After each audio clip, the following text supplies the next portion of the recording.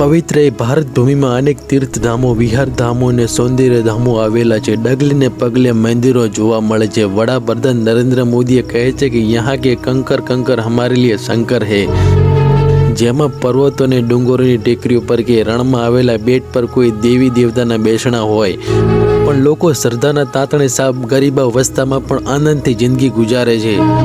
મહાનગરોમાં ભણેલા ગણેલા અને ગ્રામ્ય પ્રદેશોના સીધા સાદા ભોળા માનવીઓના જીવનમાં જ્યારે દુઃખ આવી પડે છે, ત્યારે તે હંમેશા કોઈ દેવી કે દેવતાનું સ્મરણ કરે છે. સુજલામ સુફલામ એવી ગુજ્જર ધરા પર પ્રભુની શ્રદ્ધાના પ્રતીક રૂપે અનેક દેવી દેવતાના સ્થાનો અને મંદિરો આવેલા છે. જ્યારે સમગ્ર ગુજરાતમાં ગામે ગામે પાળિયા આવેલા હોય અને આ ગુજરાતની પવિત્ર ભૂમિનો એવો કોઈ જિલ્લો, તાલુકો અને ગામ નથી કે જ્યાં નાનું કે મોટું મંદિર ના હોય. એવું એક પવિત્ર સ્થાન નગર તેરવાડાના ગંગા જળિયા કુવાની માં ચેહર ભવાનીમાં ગંગા જળિયા કુવાની માં ચેહર ભવાની માં ચેહરની પ્રાગટ્યની વાત કરવાની છે. આશરે 1000 વર્ષ પહેલા પાકિસ્તાન અને ગુજરાતની સરહદ પર આવેલા હાલાડી નામે એક દેશી રજવાડું હતું. આ રાજ્યના રાજા શેખાવતસિંહ રાઠોડ દરબાર રાજ્ય કરતા હતા. તેઓ ભલા અને ઈમાનદાર રાજવી હતા. શેખાવતસિંહ રાઠોડના લગ્ન કર્યાને વર્ષો વીતી ગયા હોવા છતાં પણ તેમના ઘેરે પારણું બંધાયું નહીં. દરબાર શેખાવતસિંહે શેર માટેની ખોટ પૂરી કરવા પથ્થર એટલે દેવ પૂજ્યા, પણ તેમની આ ખોટ પૂરી થઈ નહીં.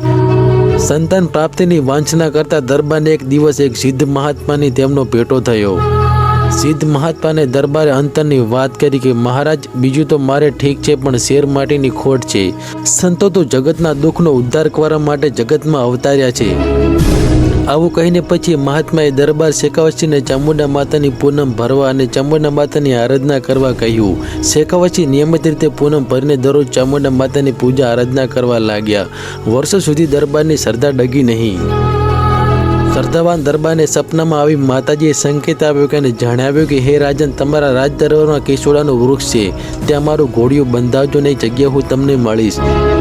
પછી સપનામાં થયેલી વાતથી ખુશ થતા દરબારે ઠકરાણાને વાત કરી કે આપણે ત્યાં માં ચામુંડા સાક્ષાત અવતાર ધારણ કરશે. તેમણે માતાજીના આદેશ પ્રમાણે ઘોડિયું રાજ દરબારમાં કેસુડાના વૃક્ષને બંધાવ્યું હતું. થોડા સમયમાં સપનાની વાત સાચી પડી. શેખાવતસિંહને રાણીને રાણાવાસમાં 2 દીકરીઓનો જન્મ થયો. એ જ કે સમયે કેસુડાના વૃક્ષની જે ઘોડિયામાં પણ એક નાની બાળકી હિંચકા ખાતા જોવા મળી. શેખાવતસિંહને ત્યાં 3 દીકરીઓનો જન્મ થયો. તે હાલડીના સીમાડા ખુશિયાના વારે હરખે જડ્યા હતા. દરબારના આંગણે આનંદના મોજા ઉછળતા હતા. મીઠા વધામણા સાથે મીઠાઈથી મોઢા મીઠા થતા હતા. એ પવિત્ર દિવસો હતા. મહા સુદ પાંચમ એટલે કે વસંત પંચમીનો દિવસ હતો. શેખાવતસિંહને ત્યાં દીકરીઓનો જન્મ થયો. એકનું નામ ગંગાબા અને બીજા સોનબા અને સ્વયંભૂ કેસુડાના વૃક્ષને જે મળતા તે ચેહુબા. ચેહુબાનું મૂળ નામ ચેહુબા હતું. પછીથી કેસુડા જેવા કેસરી વર્ણના હોવાથી કેસરબા એવું હુલામણું નામ રાખવામાં આવ્યું હતું. કેસરબા શૈશવ કાળથી સંસ્કારી અને બુદ્ધિમાન, દરેકને માન પ્રેમ આપે, સદૈવ હસતા ચહેરે દેખાય, વાણી એવી નમ્ર કે સાંભળતા જ હેત જાગે. ચેહરબા એટલે કે સંસ્કાર, વ્યવહાર અને નિર્મળ પ્રેમનું ખળબળ વહેતું ઝરણું. કેસરબા એટલે ક્ષમા અને સમર્પિત ભાવનાની કરુણામૂર્તિ. જ્યારે ચેહુબા જુવાન થયા એટલે સૌંદર્ય અપરંપાર હતું. રૂપનો અંબાર ચેહરબા સાથે ગંગાબા અને સોનબાના લગ્નની ચિંતા કરતા. પિતાજીને ચેહુબાએ જણાવ્યું કે પિતાજી, અમને આ સંસારની મોહમાયામાં અમને ના ઉતારશો, પણ દરેક પિતાને પોતાની દીકરીના લગ્ન કરવાની અને આગળનું પવિત્ર કરવાની ઈચ્છા તો હોય જ છે. ચેહુબાના લગ્ન વઢિયાર કાંકરેજના સીમાડે આવેલા નગર તેરવાડામાં વાઘેલા વંશના યુવાન સાથે કરવામાં આવ્યા હતા. નગર તેરવાડામાં વાઘેલાઓની સંપત્તિનો પાર નહોતો, પણ ચેહુબા સાવ સાદા અને સરળ. કોઈ એવું ના કહે કે બાઈ રાજની હશે. ચેહુબા સદગુણ અને આદર્શ નારી રત્ન હતા. પણ સમયની બિલહારી છે. લગ્ન થયા કે તરત તેમના પતિનું મૃત્યુ થયું. દરબારગઢમાં તેમના પતિના મૃત્યુનું કારણ ચેહુબાને માનવા લાગ્યા. પણ પતિ ભક્તિ તેમના હૈયે હતી. પ્રભુ ધ્યાનમાં પરોવાયેલા રહેતા. વિશાળ મહેલમાં નોકર ચાકરો હતા, પરંતુ દરેક કામ જાતે કરી લેતા. ધર્મનિષ્ઠાનમાં તેઓ વિશેષ રુચિ ધરાવતા હતા. ભક્તિ એમનું પ્રથમ કર્તવ્ય હતું. શરીર લાવણ્ય અને એનું માધુર્ય જોતા એમનું દર્શન અતકેરું બની રહેતું. દેવી જેવું તેમનું સ્વરૂપ જોઈને લોકો અંજાઈ જતા. જોગાનું જોગ એ સમયમાં નગર તેરવાડાથી બહાર અજાણ્યા વિસ્તારમાં નીલકંઠ મહાદેવનું મંદિર હતું. આ સ્વયંભૂ મહાદેવના મંદિરે નવનાથની પણ સિદ્ધ પુરુષ સંન્યાસી યોગી ઓગણનાથ બાવાજી ત્યાં આવ્યા હતા. ઓગણનાથજી એટલે સાક્ષાત શિવનો અવતાર, એટલે અખંડ ભારતમાં ભ્રમણ કરી હિંગળાજ માતાજીની ઉપાસના કરતા હતા. પીરાણામાં પીરાને વાવટો ફરકાવનાર, સિદ્ધપુરથી કાશીથી પણ પવિત્ર ભૂમિમાં સિદ્ધત્વ પ્રાપ્ત કરી પૂર્ણ સિદ્ધ પુરુષ ઓગણનાથ બાપજીએ ઉચ્ચાણવાળી ધોળાવાળી ધરતીના વિસ્તાર એટલે કે થાળીમાં આવીને આશ્રમની સ્થાપના કરી હતી અને ત્યાં નીલકંઠ મહાદેવના મંદિરે ભક્તિના ઓજાસ પાથરવા લાગ્યા. ચેહુબા પણ સાધુની સેવા પૂજા કરવા જતા ઓગણનાથની દ્રષ્ટિમાં ચુંબકીય તેજપુંજની હેલી વરસતી. એમની નમ્ર બોલી, સુલભ બોધ, વચનો પ્રેમની અમિટ સરવાણી, વચનોથી સૌ અંચબો પામતા તેમની માધવી પ્રતિમા વિશિષ્ટ છાપ ઉપસાવતી. પ્રભુ શિવને ઓગણનાથની પૂજા કરતી વખતે ચેહુબા ખોવાઈ જતા, જાણે ગાઢ ગહન સમાધિ ના લાગી હોય. એમને પ્રભુ ભક્તિમાં મગ્ન બની જોઈને કોઈ ખલેલ પાડતું નહીં. એમના ભજન કાર્યમાં સૌ સાથ આપતા. ગામની અમુક અભાગણ બાઈઓ તેમના નામે જાત જાતની વાતો કરતી. ચેહુબા હંમેશા ભજન ગાતા રહીને ગવડાવતા રહે. નાનાને માન આપે, દુઃખ પડે તો હસતા હસતા વેઠી લે, ભીતરની વેદનાઓને અન્યને અહેસાસ થવા દે નહીં. અને કાળક્રમે વાઘેલાઓને એક ભાટીએ રાજની સ્ત્રી કેસરબાને આવા સાધુમય રૂપમાં જોઈને વાઘેલા દરબારોને કાન ભંભરાણી કરી અને સારા ખોટા વચનો કહી ઘણા આરોપો નાખ્યા. નગર આખામાં આપની અપકીર્તિ થાય છે. આવા કૂટ વચનો અને ભક્તિમય વાતાવરણમાં દ્વેષ અને શંકા કુશંકાઓનું સ્થાન લીધું. દરબારે માણસે ભેગા થઈને ચેહુબાને જણાવ્યું, આપ રાજીની આબરૂને લાંછન લગાડતા ત્યાં બાવાના આશ્રમે જવાનું બંધ કરશો. પણ આ તો શક્તિનો અવતાર એટલે સાક્ષાત ચામુંડાનો અવતાર.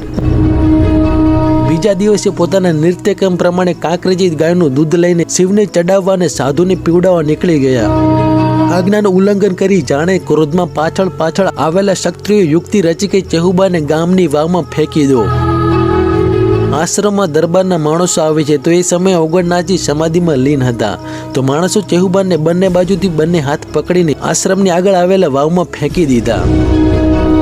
ફેંકીને આવેલા વાઘેલા પરિવારના યુવાને વળતા આશ્રમમાં આવતા જોઈને મહાત્મા ઓગણનાથજી બાવા પણ ત્યાંથી ક્રોધે થઈને ચાલવા લાગ્યા અને થાળીમાં આવેલા ઢોલીને ઝાડીને ઓળગીને એક જગ્યાએ કુમકુમના પગલા પાડ્યા અને તે અંતર ધ્યાન થઈ ગયા. અને હાલમાં પણ ત્યાં ઓગણનાથના પગલા જોવા મળે છે. એ દિવસ હતો અષાઢ મહિનાની અમાસનો દિવસ એટલે કે દિવાસોનો દિવસ હતો.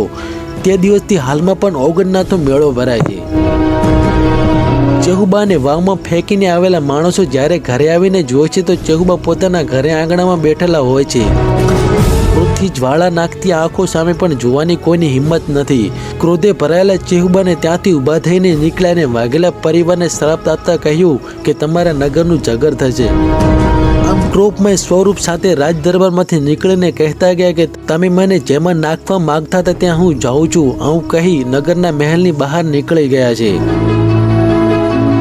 પછી દંતકથા મુજબ નગરની બહારની વાવમાં જ્યારે ગરમાળ થતા એ સમયે કૂવામાં ઉતરતા હતા ત્યારે નગરના રાજા મોતીસા વાઘેલા આવીને કરગરવા લાગ્યા, હે મામો, પામર માનવી આપને ઓળખી શક્યા નહીં. માં આપ તો દેવી છો, અમારા ઉપર કૃપા દ્રષ્ટિ કરો.